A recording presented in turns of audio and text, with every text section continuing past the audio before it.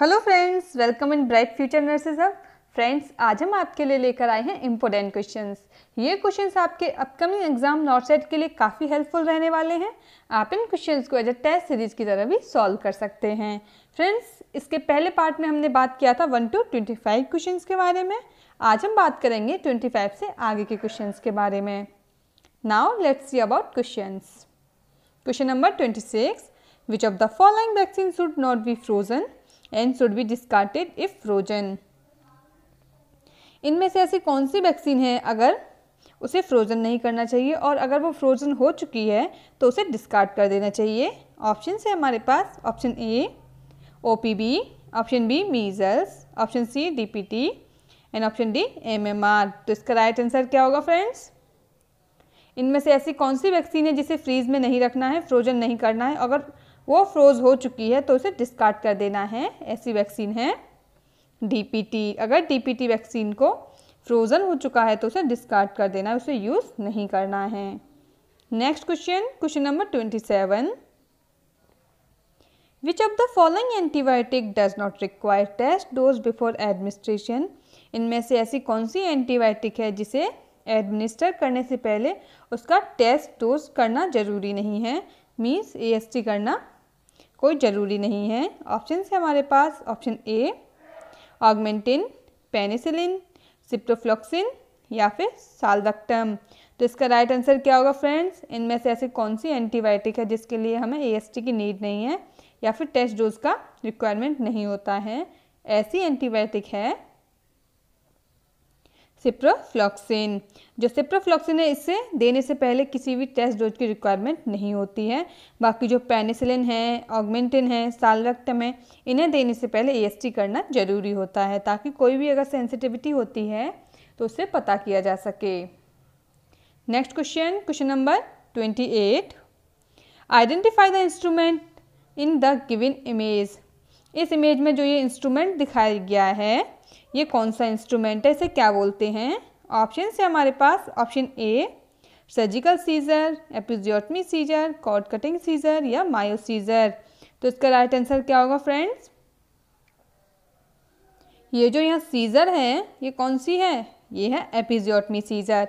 कौन सी सीजर है? ये है, इसका राइट आंसर होगा एपिजियोटमी सीजर। ये किस लिए यूज़ किया जाता है? ये सेकंड स्टेज लेबर में पेरिनियम को कट करने के लिए यूज़ किया जाता है। तो ये क्या हुआ? ये है episiotomy scissor. Next question, question number 29, Murphy sign is seen in which of the following disease condition. जो ये मर्फी साइन है इनमें से ऐसी कौन सी कंडीशन में देखने को मिलता है?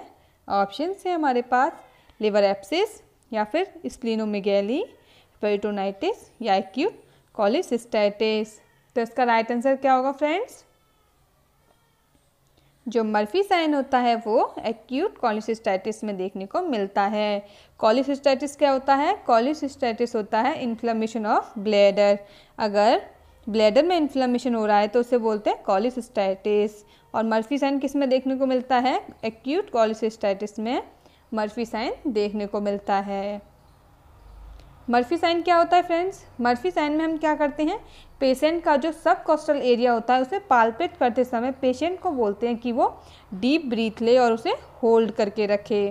क्या करे? होल्ड करके रखे। जब वो इंस्पिरेशन करता है तो उसे पेन फील होता है। जब एग्जामिनर के हैंड में जो उसका इन्फ्लेमेशन गॉल ब्लैडर है जब एग्जामिनर के हाथ में होता है तो पेशेंट को इंस्पिरेशन के समय पेन फील होता है। तो ये इंडिकेट करता है कि मर्फी साइन पॉजिटिव है। So option number D is right answer. और राइट सबकॉस्टल एरिया कहाँ होता है? राइट सबकॉस्टल एरिया होता है जो कि ये एब्डोमेन के एरिया होते हैं। ये एपिगैस्ट्रियम रीजन होता है, ये राइट हाइपोकॉन्ड्रियक रीजन होता है और ये क्या होता है? ये लंबर रीजन होता है। जो ये लंबर रीजन होता है इस रीजन को हम क्या बोलते हैं? लंबर रीजन के इस रीजन को बोलते हैं हम सबकॉस्टल प्लेस या सबकॉस्टल एरिया। यहाँ पे हम मर्फी साइन को असेस करने के लिए पाल्पेट करते हैं। So option number D is right answer. Next question, question number 30, patient schedule for surgery are instructed to remove nail polish. Which of the following for removing nail polish before surgery.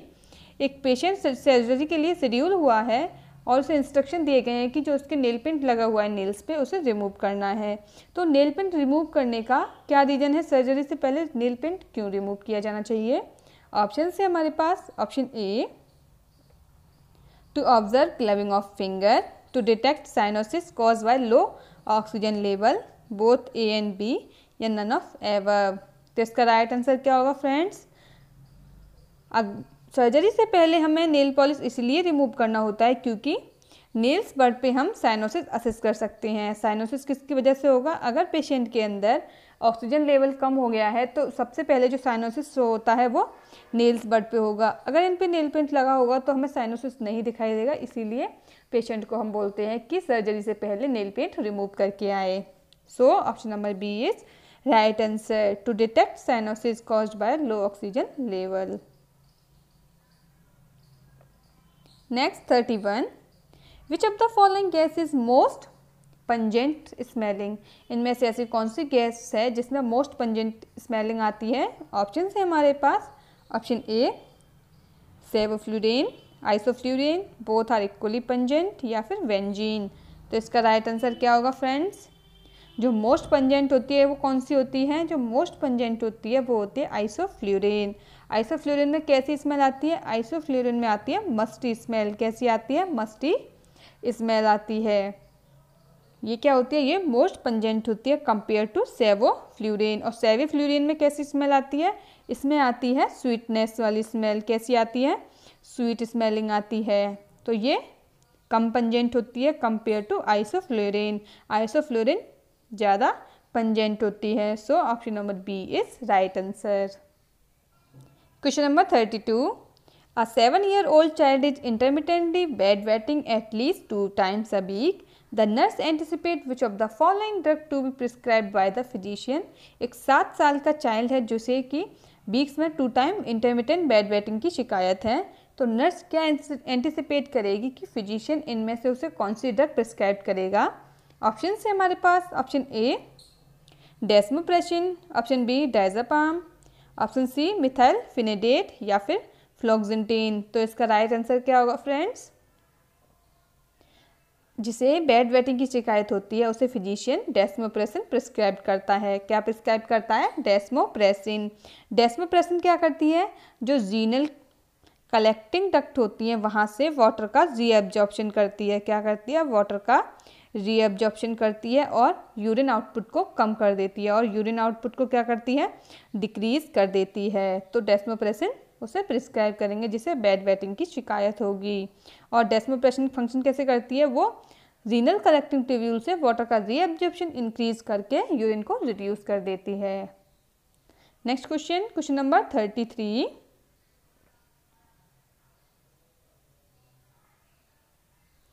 Identify the equipment so in the image. ये जो instrument यहाँ दिखाया गया है equipment, ये इसका name क्या है और इसके क्या यूजेस हैं? ऑप्शन है हमारे पास option A nasopharyngeal airway, Guedel airway, tracheostomy tube, या फिर टंग डिप्रेसर। तो इसका राइट आंसर क्या होगा फ्रेंड्स? ये जो यहाँ इमेज शो किया गया है ये किसका इमेज है? ये इमेज है गूडल एयरवे का। किसका इमेज है? गूडल एयरवे का। और ये किस लिए यूज़ किए जाते हैं? ये एयरवे पेटेंसी को मेंटेन रखने के लिए यूज़ किया जाता है। Next question 34, identify the image giving below. जो यहाँ नीचे इमेज दे रखी है इसे आइडेंटिफाई करना है। ये जो यहाँ इमेज दे रखी है ये कौन सा बैग है या फिर ये इमेज किसकी है? ऑप्शन है हमारे पास option A IV fluid bag, enteral feeding bag, peritoneal dialysis bag, या फिर एनीमा बैग।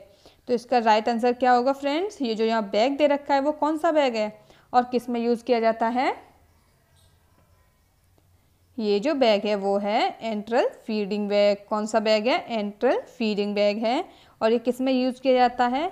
ये उन पेशेंट में यूज़ किया जाता है जो माउथ से डायरेक्टली कोई भी फ्लूइड या डाइट नहीं ले सकते हैं, जो कि माउथ से रेगुलर डाइट मेंटेन नहीं करते हैं।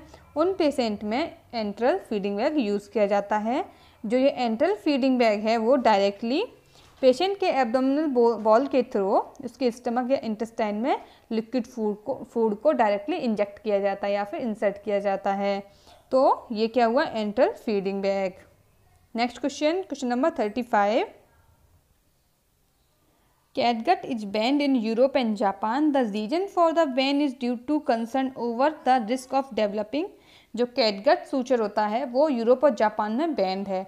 तो यूरोप और जापान में इसे बैन करने का क्या रीजन रहा है, इससे किस चीज़ को डेवलप होने का रिस्क रहता है। ऑप्शन है हमारे पास option A cancer due to carcinogenic ingredients, या फिर बोवाइन स्पंजीफॉर्म इंसेफेलोपैथी, या फिर नेक्रोटिक लेजेंस, या नन ऑफ एवर। तो इसका राइट आंसर क्या होगा फ्रेंड्स? जो कैटगट है वो यूरोप और जापान में क्यों बैन किया गया है? क्योंकि इसके क्या डेवलप होने का रिस्क रहता है, इससे बोवाइन स्पंजीफॉर्म एन्सेफेलोपैथी डेवलप होने का रिस्क रहता है। किससे? कैटगट से। और इसे और क्या बोलते हैं? स्पंजी बोवाइन स्पंजी एन्सेफेलोपैथी को क्या बोलते हैं? मैड काउ डिजीज़ भी बोलते हैं। क्या बोलते हैं? मैड काउ डिजीज़ भी बोलते हैं। तो इसे डेवलप होने के रिस्क की वजह से यूरोप और जापान ने कैटगट को बैन किया गया है। Next question number 36। As per the mental health care act 2017 which of the following statement is not true regarding ECT therapy. 2017 के मेंटल हेल्थ केयर एक्ट के अकॉर्डिंग इनमें से ऐसा कौन सा स्टेटमेंट है जो कि ECT थेरेपी के बारे में ट्रू नहीं है? ऑप्शन है हमारे पास ECT should be used without muscle relaxant, ECT should not be used without anaesthesia, ECT therapy will not be performed for minors and direct ECT can be given with the consent of patient। तो इसका right answer क्या होगा friends? इनमें से ऐसा कौन सा statement है जो सही नहीं है? वो है option number D, direct ECT can be given with the consent of patient. जो डायरेक्ट ECT है वो डायरेक्टली पेशेंट के कंसेंट पे नहीं दी जाती है। So option number D is right answer, क्योंकि क्वेश्चन में क्या पूछा है? Not true. ये ऑप्शन सही नहीं है। Next question number 37। The leading anatomical part of the fetus closest to the pelvis inlet of the birth canal refer to. जो एनाटॉमिकल पार्ट होता है फीटस का वो पेल्विक इनलेट के क्लोजेस्ट होता है। तो ये क्या होता है? इस टर्म को क्या बोलेंगे? ऑप्शंस हैं प्रेजेंटेशन, लाई, डिनोमिनेटर या पोजीशन। तो इसका राइट आंसर क्या होगा फ्रेंड्स? जो ये पेल्विक होता है, जिसका ये अपर पार्ट होता है उसे क्या बोलते हैं हम? इनलेट बोलते हैं। जो मिडिल होता है उसे ब्रिम बोलते हैं, और जो आउटर की साइड में या नीचे होता है उसे हम क्या बोलते हैं? उसे हम बोलते हैं आउटलेट। क्या बोलते हैं? आउटलेट बोलते हैं। और क्वेश्चन में क्या पूछा है? क्वेश्चन में पूछा है जो पेल्विक इनलेट के क्लोजेस्ट है उसे क्या बोलते हैं हम? प्रेजेंटेशन बोलेंगे। Option number A is right answer. Next question number 38। The diameter that is being assist in the given image. इस इमेज में जो ये डायमीटर असिस्ट किया जा रहा है ये कौन सा डायमीटर है जो कि इस तरीके से यहाँ शो किया गया है? ऑप्शन है हमारे पास option A obstetrical conjugate, anatomical conjugate, true conjugate या डायगोनल कॉन्जुगेट। तो इसका राइट आंसर क्या होगा फ्रेंड्स? इस इमेज में ये डायरेक्टली शो किया गया है। ये कौन सा कॉन्जुगेट है? ये अगर इस तरीके से देखा जाए तो ये कौन सा होता है? Anterior posterior conjugate. ये कौन सा होता है? ये ट्रांसवर्स होता है। ये एंटीरियर एंड पोस्टीरियर होता है। और ये कौन सा होता है? ये जो आता है वो कैसा आता है? डायगोनली आता है। कैसा आता है? डायगोनली आता है। तो इसमें डायरेक्टली इस तरीके से शो किया गया है। तो ये कौन सा कॉन्जुगेट हुआ? ये हुआ डायगोनल कॉन्जुगेट। तो according to option number D is right answer. Next question 39। The southern most state of India. जो सदर्न मोस्ट स्टेट है इंडिया का वो कौन सा है? ऑप्शन हैं केरला, तमिलनाडु, आंध्र प्रदेश या कर्नाटका। तो इसका राइट आंसर क्या होगा? जो मोस्टली साउथ में स्टेट आता है वो कौन सा आता है इंडिया का? वो आता है Tamil Nadu. Next question number 40। A nurse caring for a HIV patient gone to an accidental needle stick injury, जिसे क्या बोलते हैं? NSI भी बोलते हैं। कभी कभी क्वेश्चन में NSI दिया हुआ होता है तो इसमें हम इस NSI को क्या बोलते हैं? NSI को बोलते हैं needle stick injury। Which of the following appropriate immediate action following needle stick injury? एक नर्स है जो HIV पेशेंट का केयर कर रहा था और अचानक ही उसे NSI या needle stick injury हुआ। तो इमीडिएटली निडल स्टिक इंजरी के बाद कौन सा स्टेप लेना चाहिए या फिर कौन सा एक्शन होना चाहिए? ऑप्शन है हमारे पास ऑप्शन ए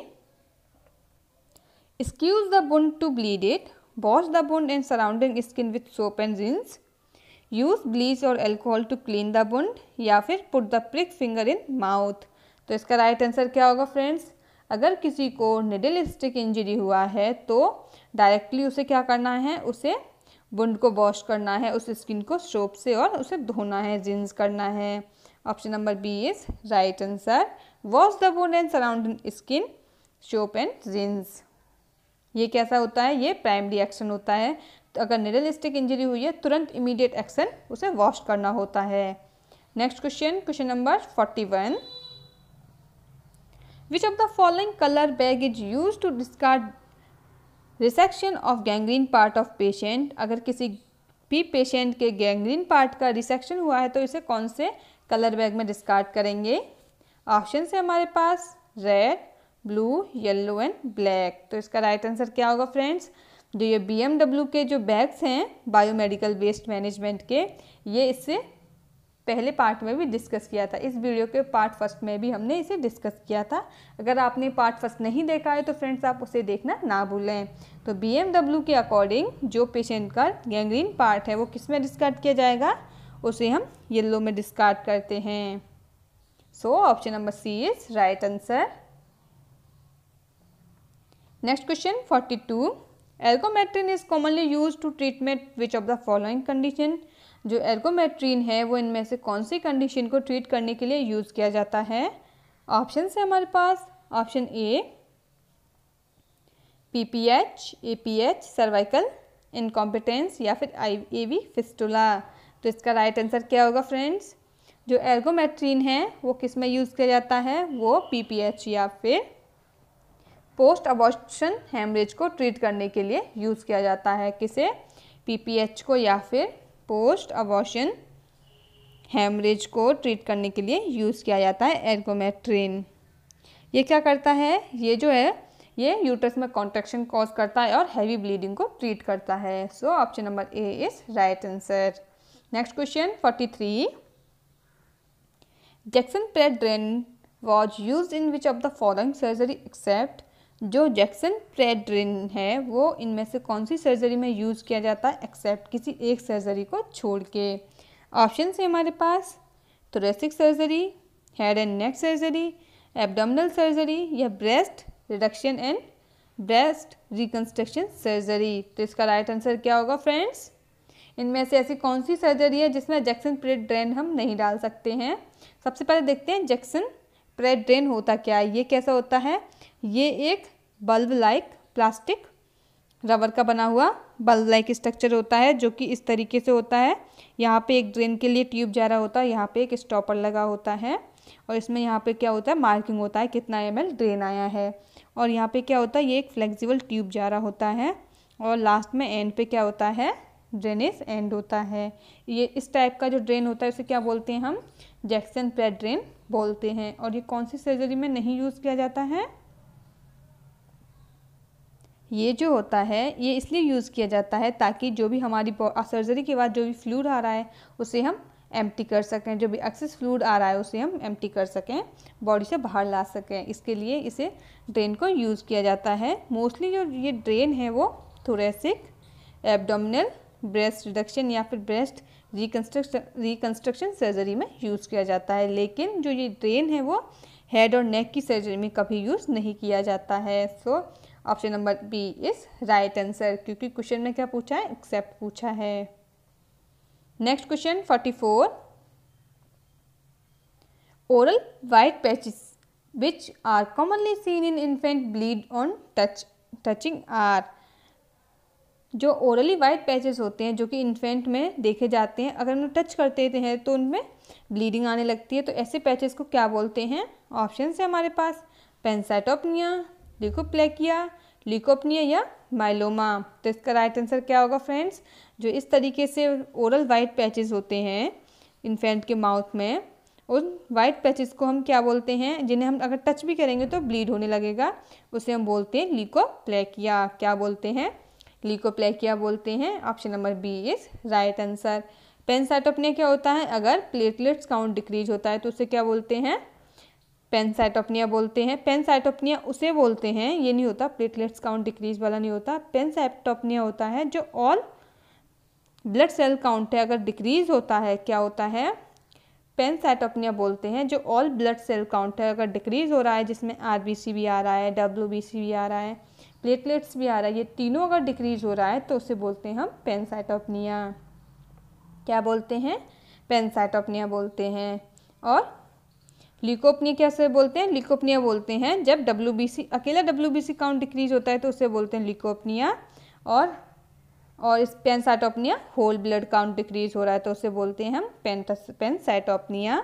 और माइलोमा किसे बोलते हैं हम, माइलोमा बोलते हैं अगर प्लाज्मा का कैंसर है तो उसे क्या बोलते हैं, मल्टीपल माइलोमा जिसे बोलते हैं, उसको बोलते हैं हम, ये कैंसर कंडीशन होता है।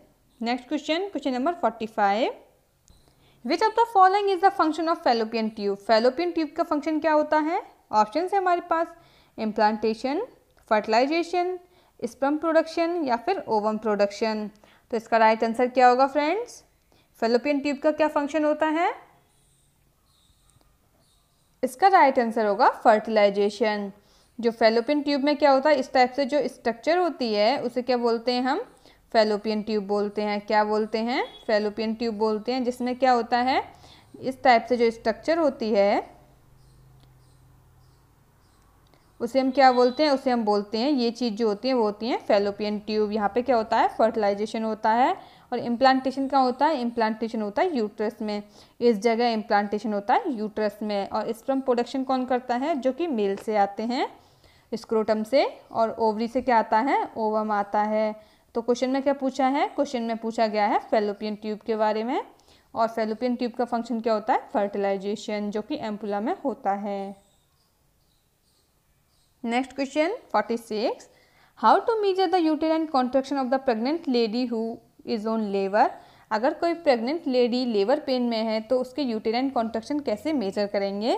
ऑप्शन है हमारे पास, option A asking the question of to the lady, option B by using partograph, या option C assist the placing the hand on abdomen, जो हाथ है उसे एब्डोमेन पे रख के, या फिर assist by performing Leopold manure, या फिर लियोपोल्ड मैन्यूअर को परफॉर्म करके उसके कॉन्ट्रैक्शन हम मेजर कर सकते हैं। तो इसका राइट आंसर क्या होगा फ्रेंड्स, जो कॉन्ट्रैक्शन होंगे प्रेग्नेंट लेडी में हम उससे किस तरीके से असिस्ट कर सकते हैं, उसके एब्डोमेन पे हम हाथ रख के हम उसे असिस्ट कर सकते हैं। अगर वहाँ पे हाथ रखते हैं तो अगर टाइटिंग आता है, अगर उसका जो एब्डोमेन है एकदम टाइट हो जाता है तो इसका मीन से उस जगह कॉन्ट्रैक्शन हो रहा है, और अगर लूज हो जाता है तो मीन कॉन्ट्रैक्शन चला गया। तो इसको हम कैसे असिस्ट कर रहे हैं, assist placing the hand on abdomen, abdomen पे हाथ रख के फीमेल के हम, लेबर पेन वाली फीमेल के कॉन्ट्रैक्शन को मेजर कर सकते हैं। Next question 47, what is the normal CBP, central venous pressure normal कितना होता है। ऑप्शन है हमारे पास, option A 1 to 2 mm of Hg, 2 to 6 mm of Hg, 3 to 8 mm of Hg, या फिर 5 to 8 mm ऑफ Hg। तो इसका राइट आंसर क्या होगा फ्रेंड्स, नॉर्मल CBP कितना होता है, नॉर्मल CBP होता है 2 to 6 mm of Hg। Option number B is right answer. Next question 48, premature destruction of RBC were seen in which of the following condition.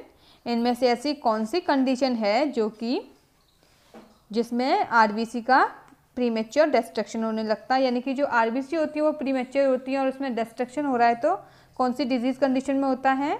Option है हमारे पास, sickle cell anaemia में, G6PD deficiency, या फिर systemic loops erythematous, या फिर गुलियन-बेरे syndrome. तो इसका right answer क्या होगा फ्रेंड्स, जो प्रीमेच्योर डिस्ट्रक्शन होता है RBC का वो किस में होता है, G6PD डेफिशिएंसी में। G6PD क्या होता है, G6PD होता है ग्लूकोज 6 फॉस्फेट डिहाइड्रोजिनेज, क्या होता है, डिहाइड्रोजिनेज, जिसे हम क्या बोलते हैं, G6PD डेफिशिएंसी बोलते हैं। इसमें RBC का प्रीमेच्योर डिस्ट्रक्शन होने लगता है। So option number B is right answer. Sickle cell anaemia में क्या होता है, सिकल सेल एनीमिया में जो RBC होती हैं वो सिकल शेप की या क्रेस्ट मून शेप की हो जाती हैं, जिसमें O2 कैरिंग कैपेसिटी डिक्रीज हो जाता है। So option number B is right answer. Next question, question number 49, इस क्वेश्चन में ये आइडेंटिफाई करना है जो ये ब्लेड दे रखा है वो कौन से नंबर का है।